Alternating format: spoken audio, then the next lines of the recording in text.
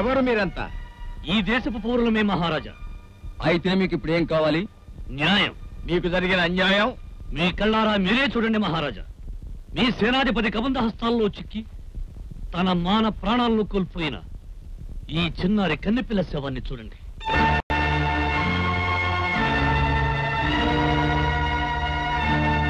కన్నబిడ్డను పోగొట్టుకుని కన్నీరు మున్నీరుగా విలపిస్తున్న ఈ కన్నతల్లిని చూడండి.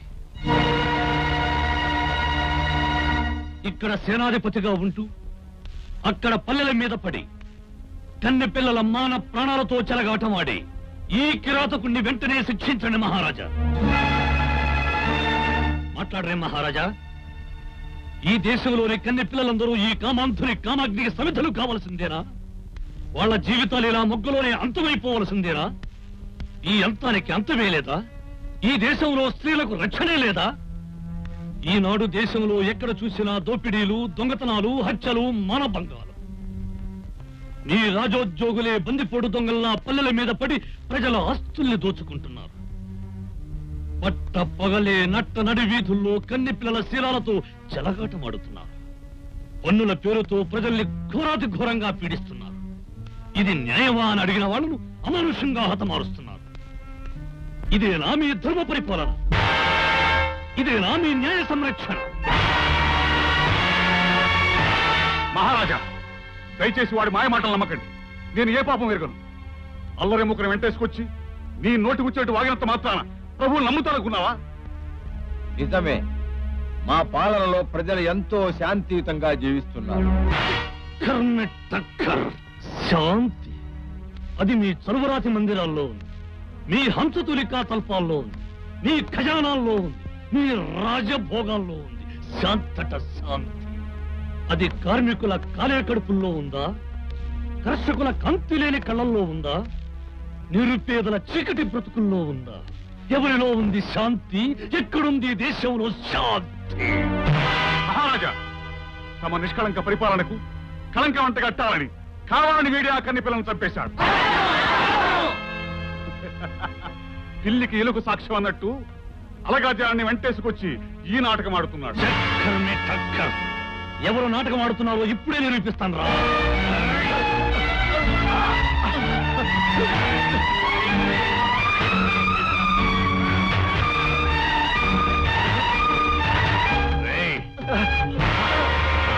చూడండి మహారాజా,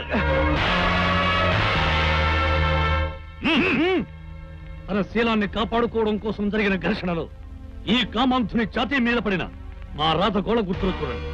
ఈ కారే రక్తం వీడు పారిపోతుండగా నేను విసిరిన కత్తి వేటుకు నిదర్శనం. అంత అబద్ధం మహారాజా. నేను వేటకెళ్ళినప్పుడు ఎలుగుబంటితో జరిపిన పోరాటంలో తగిన గాయాలివి. మహారాజా, వీడేదో దురుద్దేశంతోనే ఈ జనాన్ని అంటేసుకుని ఇక్కడికి వచ్చాడు. వీడు నిజంగా రాజద్రోహి. పన్నులు కట్టవద్దనే ప్రజలకు బోధిస్తున్నాడు. ప్రభుత్వం మీద ఎదురుమనే ప్రజలను రెచ్చగొడుతున్నాడు. దేశంలో అరాచకాలను సృష్టిస్తున్నాడు. మహారాజా, వీడిని వెంటనే హతమార్చాలి.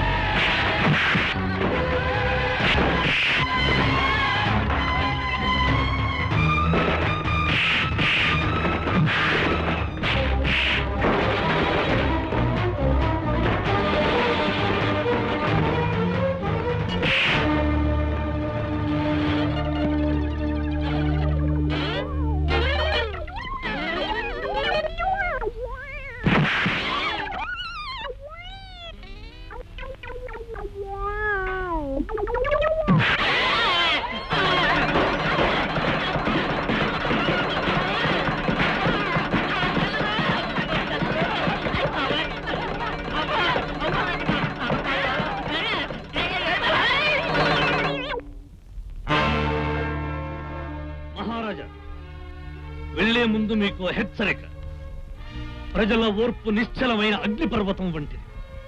వాళ్ల క్రోధం సముద్రంలోని బడబాగ్ని వంటిది.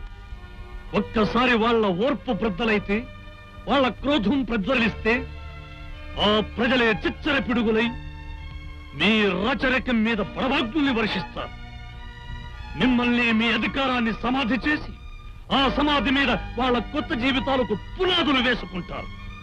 జాగ్రత్త.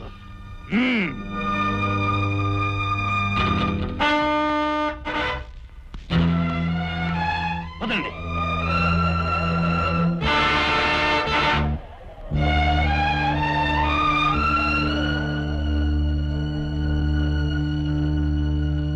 అవమానం, ఘోర అవమానం.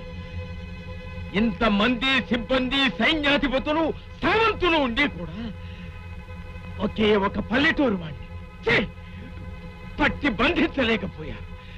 సిగ్గుచేటు.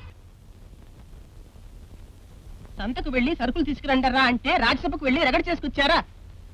బాగుందర్రా, చాలా బాగుంది. పెద్దవాళ్ళిద్దరూ పొద్దస్తమానం పొలాల్లో ఉంటూ బండ చాకిరీ చేస్తూ పంటలు పండిస్తూ ఉంటే మీరిద్దరూ